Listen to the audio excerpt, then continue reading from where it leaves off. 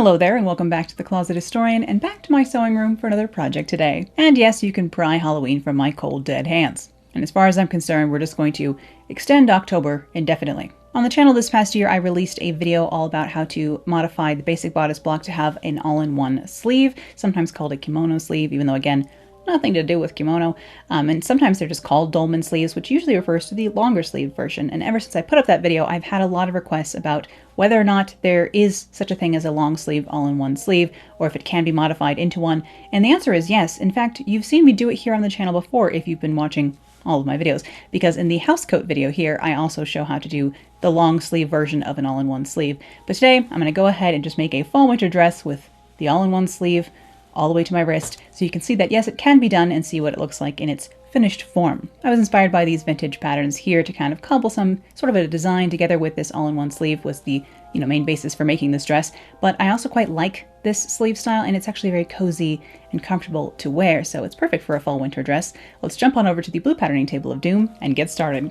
Unsurprisingly, we're going to be starting with the all-in-one bodice front and back to be able to make this pattern. So here's my all-in-one bodice front and a tracing of it. I of course have my back nearby as well, so we can use that. Now, in my pattern drafting book that I use to reference whenever I need something, or that I learned from in school, they actually show you how to make the all-in-one sleeve in a long sleeve to begin with. So it definitely can be done, and I'll show you how I do it for myself, or my own personal use, I suppose, here today. So I have my tracing, and we need to know how long our sleeve needs to be.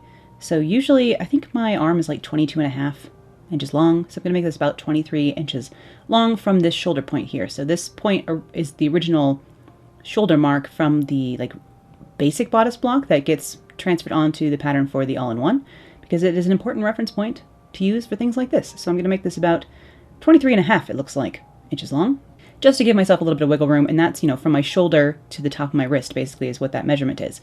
Now, here I need this part of my sleeve to go over my wrist and the widest part of my hand. So I'm going to use that as a basis. So that's about 8 inches, the widest part of my hand here. So I need this to be, since this is just the front, I need this to be about 4 inches plus some wiggle room. And we'll notice here that I don't give myself enough, but I fix that later. So 4 inches, but I need an inch of seam allowance because I need, you see me here adding a 1/2 inch of seam allowance. I need a 1/2 inch on either side, silly me. So I needed to make this 5 inches at the wrist, but what is it? One of my videos if I don't make a mistake. Now really you can just kind of curve this line down here into the side seam, but you can also measure at various points here to make sure that it will go over different parts of your arm if your arm is, wider in different parts, because arms are not just cylinders and they would look very strange if they were, so thankfully they're not. But this, I just kept it kind of slim at the wrist and then curved this down into a lowered armhole.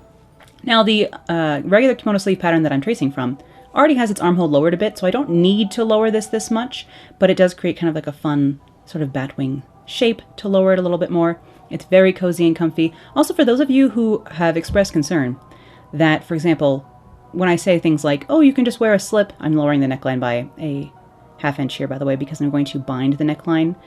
So I just want it to be a little bit lower because I'm going to bind this raw edge directly. I am also going to move my dart up into the neckline here, which you've seen me do dart manipulation plenty of times. Let me go ahead and cut this out while I explain what I was about to say.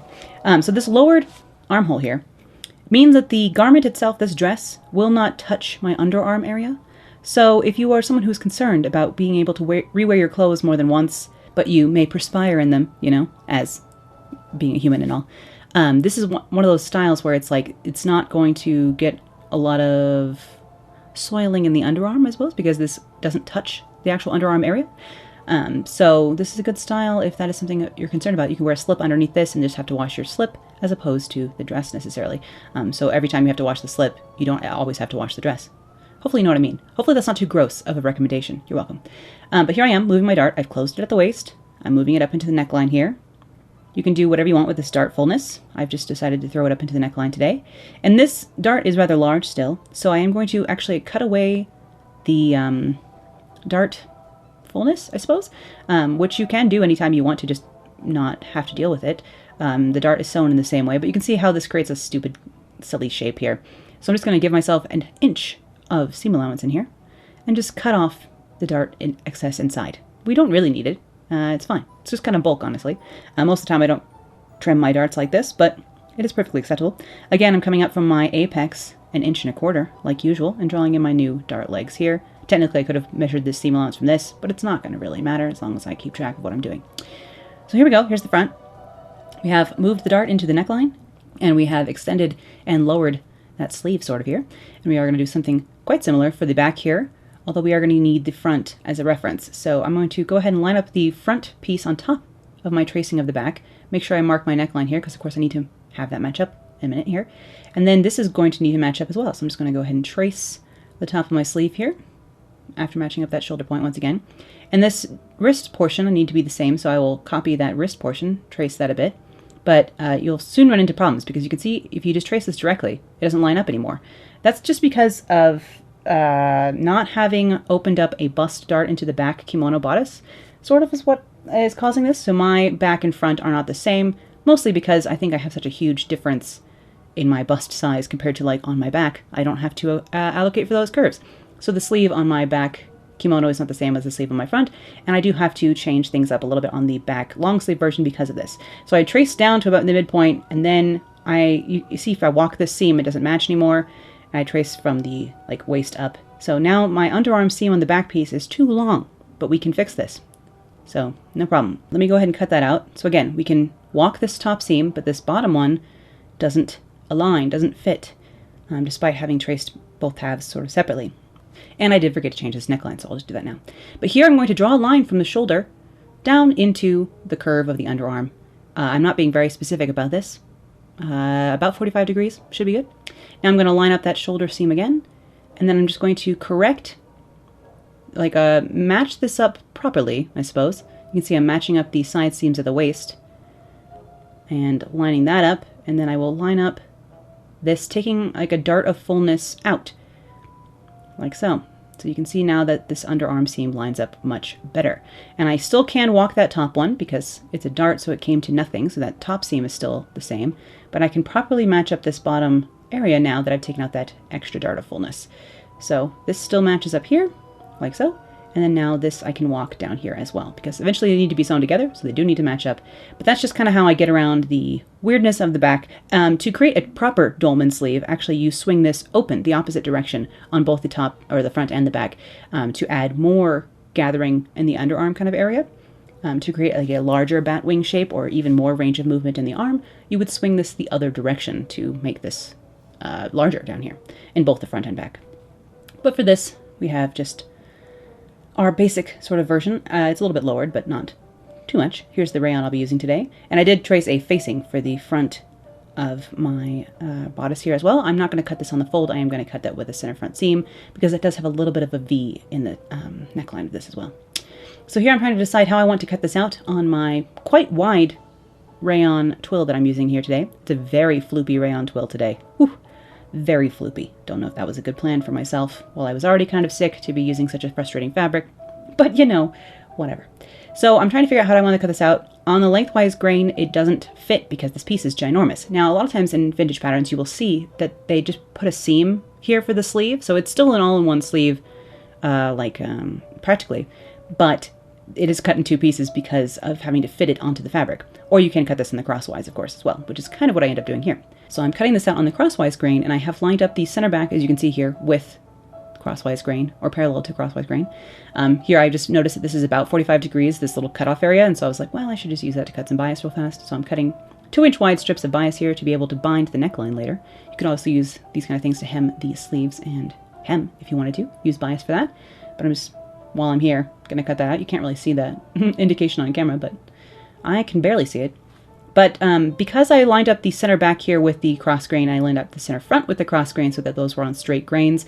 That does mean the sleeves are on slightly different grains, but I didn't find that that caused too much trouble for me. It's a little bit annoying when it comes to pinning them together later, but you just make them match up, and then everything turns out fine in the end, I promise.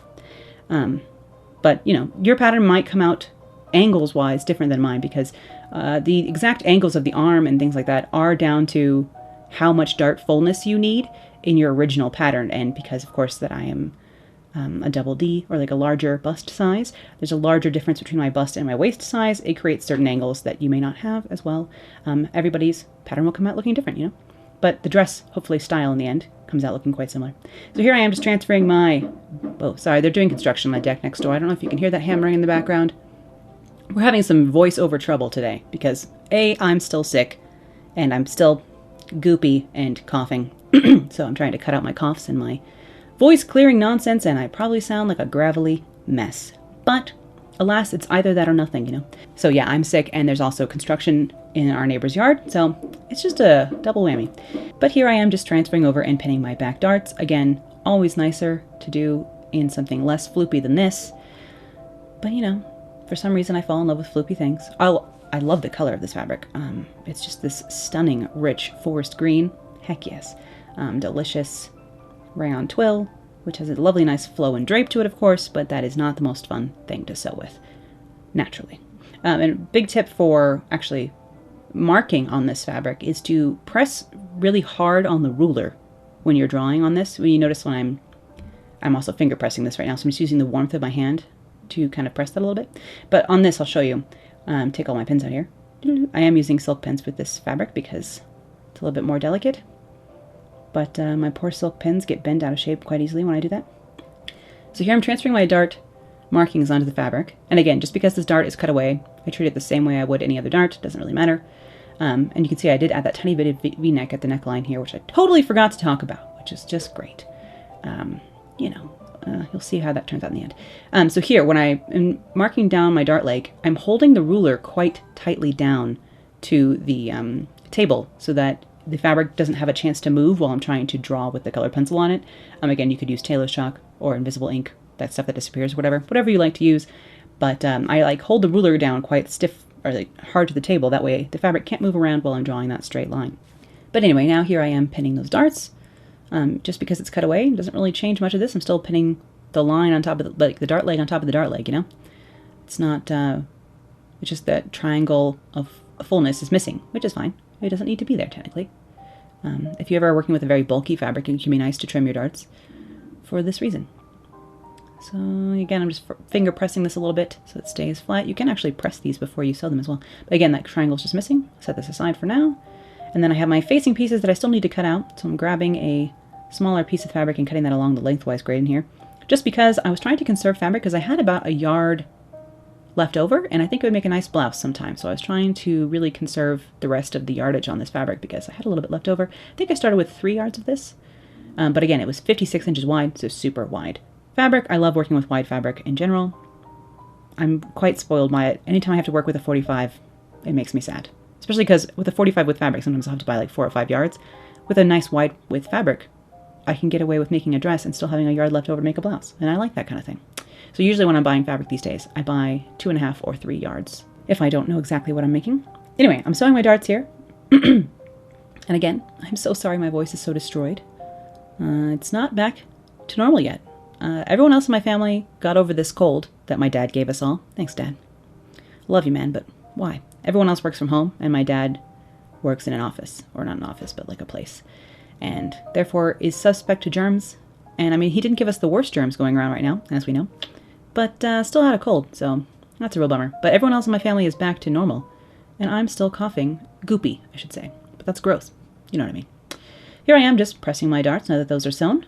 Again, I just start at the large end of the dart and sew off the end. Of course, I have a whole video about darts if you would like to know more about darts and my opinions on darts, how I sew them as well. You can check out this video. I have an entire hour-long essay about darts. And here I'm going to sew the center fronts of my facing piece together. Now, the way that I chose to do the neckline and the facing for the center portion of this dress is a bit weird. But again, you know, was I on cold medicine at the time? Yes. Was I perfectly my right mind? No. So figuring out how to do this, I was trying to figure out how to sandwich the facings in this seam to be able to make it work, and I just couldn't wrap my head around it at this time. So I'm going to sew the center front of my facing and the center front of my dress separately here. And then I'll use the top of the facing there to finish the little V-neck of my front of my bodice at the neckline, and then the rest of this kind of just hangs loose in the middle of the dress. Why did I make this facing so long? I just, you know, I wish I could tell you. I didn't realize how weird it was until I started editing this footage, and then I was like, why did you do it this way? And like, did it work? Yes. Will anyone ever know that it's like this on the inside? Unlikely. But it is a little bit strange. So, you know, what are you gonna do? But here's my facing. I'm just ironing that seam I just sewed, like so. You can see also that I have serged my raw edges, by the way. I forgot to take a clip of me serging. Don't know what that was about. Again, at half capacity, unfortunately. I wish I was at my 100% best, and we'll get there. But yeah, on everything here, even the darts, where you can see that that was cut, a cut edge, because I didn't want it to fray. I went ahead and ran that through the serger. Of course, it's just pressed outwards. Normally I press my darts inwards, but I didn't want it to interact with this V-neck, so I had my darts outwards this time. Again, I just do what's best for the design. Most of the time I press every dart towards the center front. That's how I was taught. But many people were taught to do the opposite, so clearly it's up for grabs. But here I am using the facing, so pinning right sides together so that I can finish this front V neckline area with this little funny facing I made that hangs down like a little funny bib on the inside. I'll attach it at the waist, you'll see that later. It's just kind of a weird way to do this. Don't know what I was thinking. But again, I guess I can't knock it because it worked, so there's that. But I do truly love the color of this fabric. You can see it's a little bit more of a blue-based forest here, but I have my green lighting on in here, so sometimes it looks a little bit more green. Because, of course, of my green LEDs that I love having on in the background. But I can turn this facing to the inside, and you can see my V-neck is all finished now. I did go ahead and start ironing. See, again, this flaps down. It's so weird. But I did start to iron this and realized, maybe I'll put some edge stitching in here. So I pressed it a little bit, went and did some edge stitching, or understitching, I suppose, over on the machine. Sorry, understitching, yes. And then I could really finagle this to the inside to lay nicely, like so. And then the rest of this neckline is going to be finished actually last. I did for this project. I hemmed this project before I even finished this neckline because I felt like in this floopy fabric it was going to be kind of weird. Now before I attach this down, I do need to serge the raw edge of it, so I did go over and do that. The end of this facing wasn't serged yet, so everything is serged and encased down here at the waist. I'll just pin the neckline stuff, pin that for now, and then work on the rest of the bodice. Like so. Alright, so everything's working out so far. Now I have to pin the shoulder seams, which are also a sleeve seam, as you can see. So pin this together, like so. Now again, because these are on slightly different grain line, one wants to stretch more than the other, or floop out of place, because, again, very floopy fabric. If you were doing this in a sateen or in a poplin, it would be fine. You would have no problems. But because I'm working with something this floopy, it wanted to stretch out of place, but of course it all does actually fit down together, because when it was cut out, it was the same size. Hopefully that makes sense. But again, I'm using a crap ton of pins, just a ton of pins, to make this floopy fabric behave and not get all wonky and out of shape. But I can go ahead and sew that over these fine pins, as we know I like to do. You know how I sew over pins. Unless this is your first video, in which case, wow, I'm so sorry. I know I say this every time. Literally. I think I say that same sentence every time, but it's just because I always realize halfway through these videos that if this is your first interaction with me, that you're going to be like, whoa, how does she ever make anything that works out? And especially because I'm still a little bit sick this week. I'm stranger than usual, perhaps, unfortunately. But what are you going to do, you know? It's kind of cold and flu season, I know. And I didn't get a flu shot when I was, busy getting other things, because I just figured I wasn't going to be leaving the house. And so I would be safe. But my dad, he really came for us on that one. Everyone in the house has been blaming him for our cold, and I know it's not his fault. So I try not to join in on the thanks, Dad, but it has been a bit of a struggle.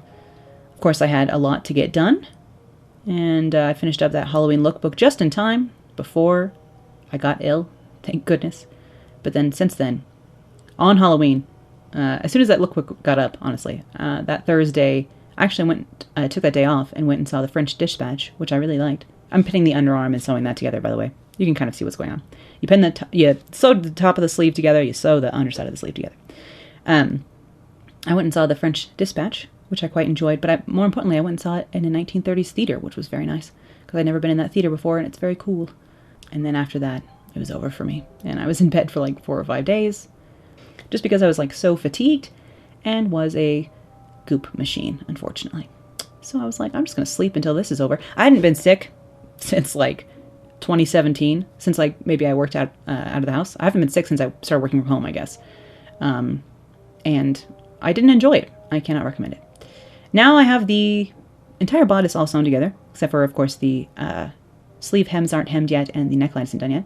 But for the skirt for this project, which we have not discussed yet, I'm just going to be using a rectangle fabric. So I've torn a piece of fabric from my yardage, so it's 56 inches wide here along the waist, and then 30 inches long is what I ended up tearing, but I did cut 2 inches off of that in the end, so 28 inches would have been fine.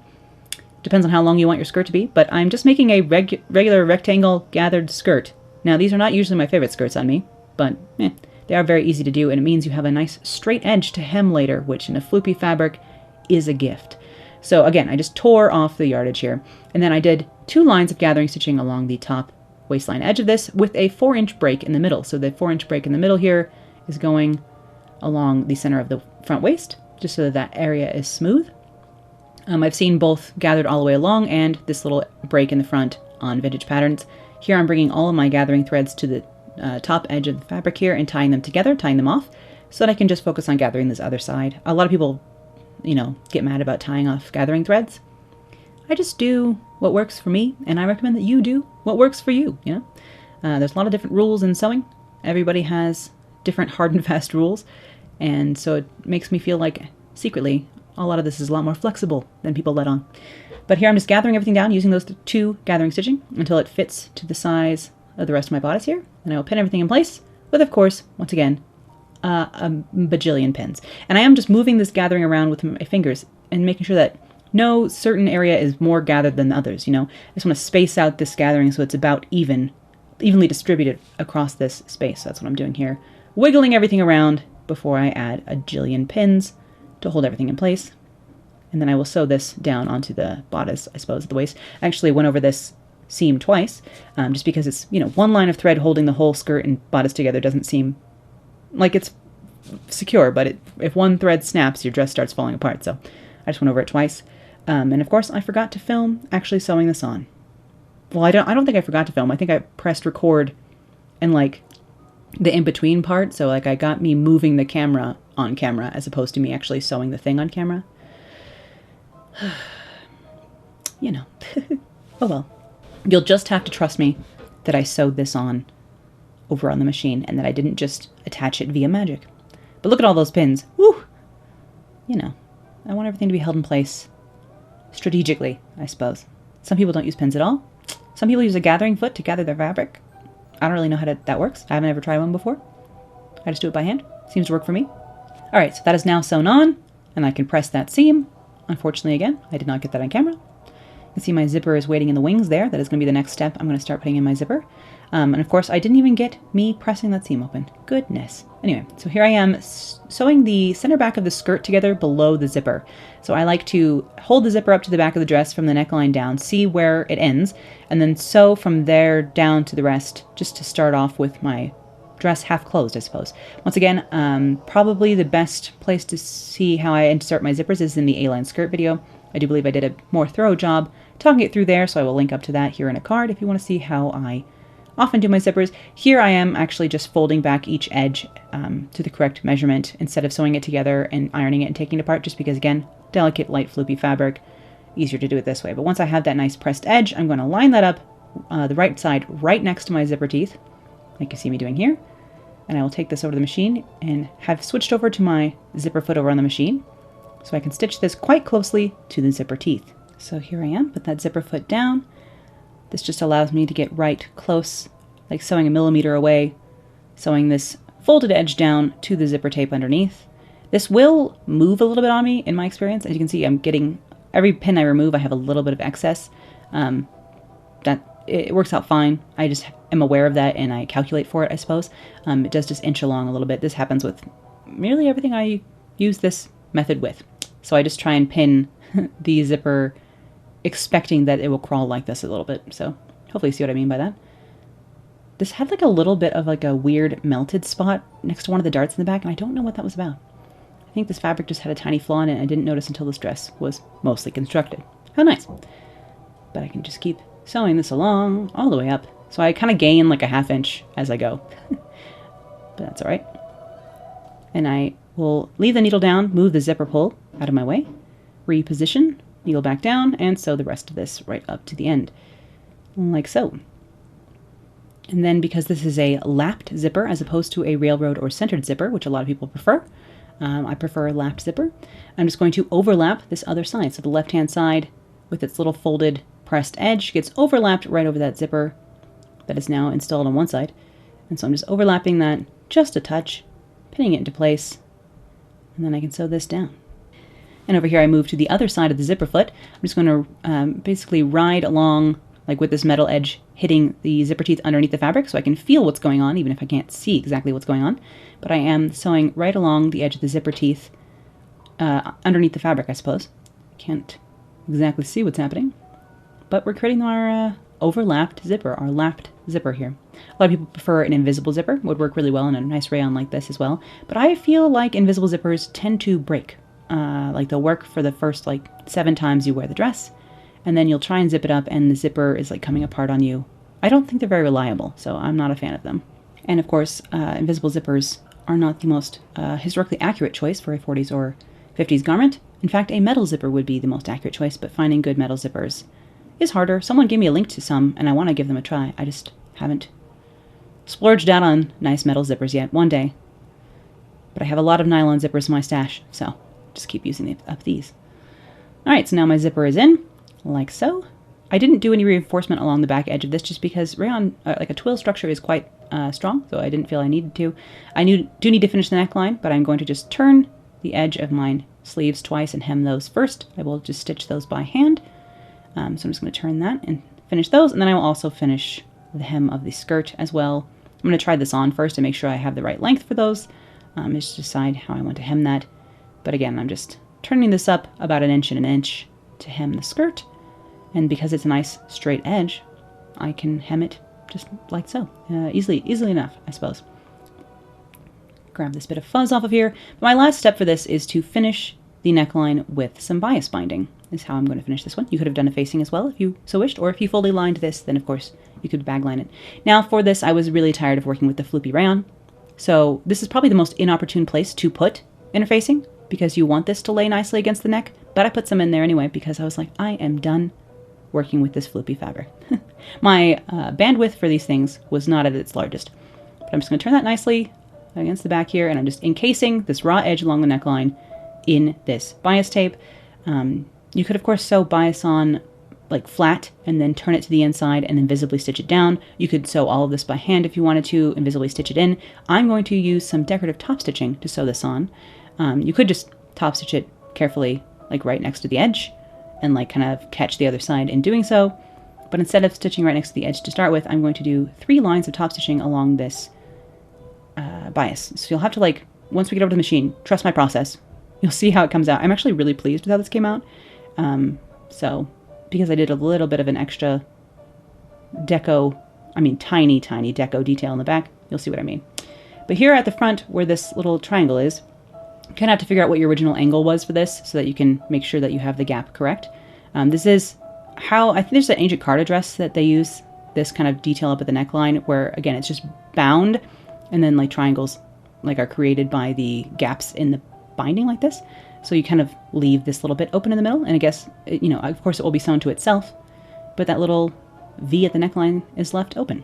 And I think you'll see in 1940s garments, a lot of times they'll have multiple V's along the top here, but of course I just have the V in the center this time. But again, I'm just encasing this edge all the way around, curving the bias as needed to be. Of course, this bias isn't as curvy anymore because I put that lightweight interfacing in there, but, I was tired of working with the floop. You must do what feels right to you. My voice, again, it's not working. I'm so sorry. And people usually, well, actually, a lot of people hate my voice, but people will be kind. A kinder people will let me know that they like my voice or they find it soothing, but not today, sadly. But here on the very back, I'm going to let this, because this is the overlapped side of the zipper as well, I'm going to let this overlap a little bit, and I will put a hook and eye underneath it. You could, of course, put a button back here as well, or leave the ties long and tie them in a bow, which is also very fun.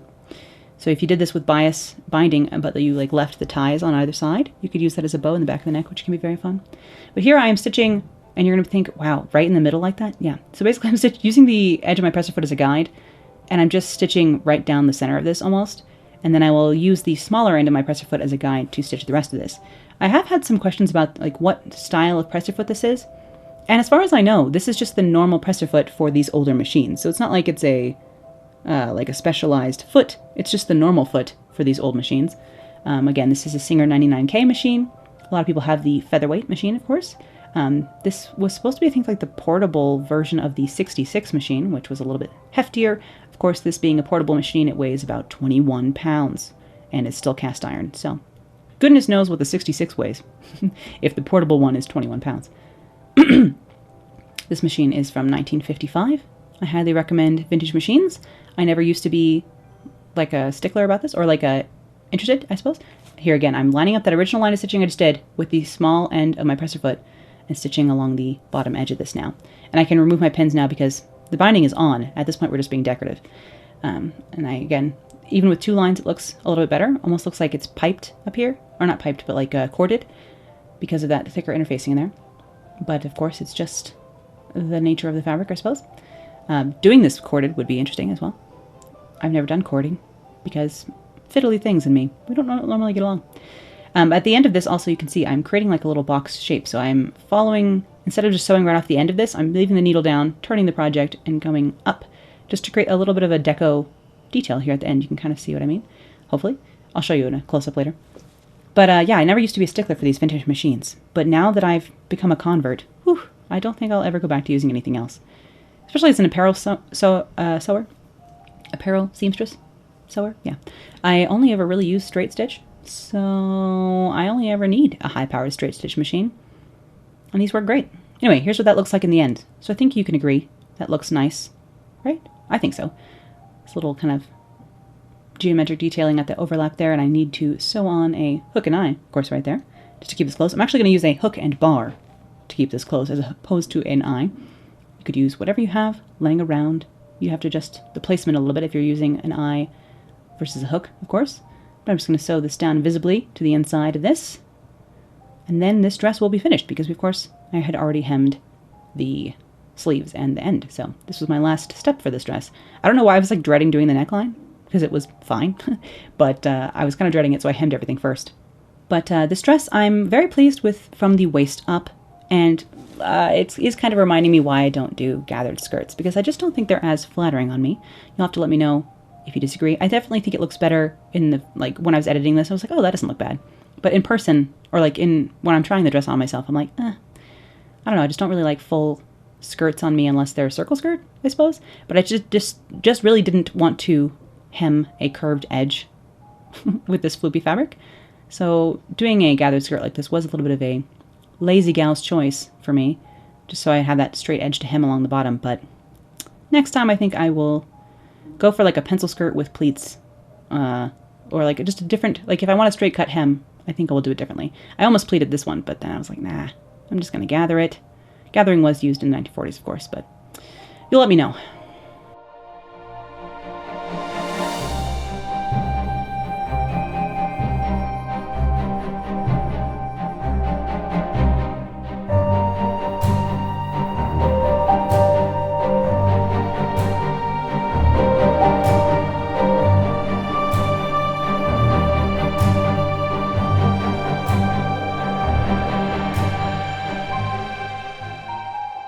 And here is my finished dress, all ready to be worn, styled, accessorized how I, was feeling it this day. Of course, something like this in a solid color I can accessorize many different ways, though most of the time, let's face it, I'll probably pair it with either black or with brown, but you can get really creative with a dark green. You could pair this with yellow, with oranges, rusts, or even like burgundies. I think this goes with a lot of different colors and accessories. I hope you enjoyed seeing how this project came together today, even if it was a little bit on the simpler side, honestly, for me, but that's all right. Sometimes we need a nice quick turnaround project, Thank you as always for watching today, and I'll see you again for more sewing and vintage fashion real soon. Bye.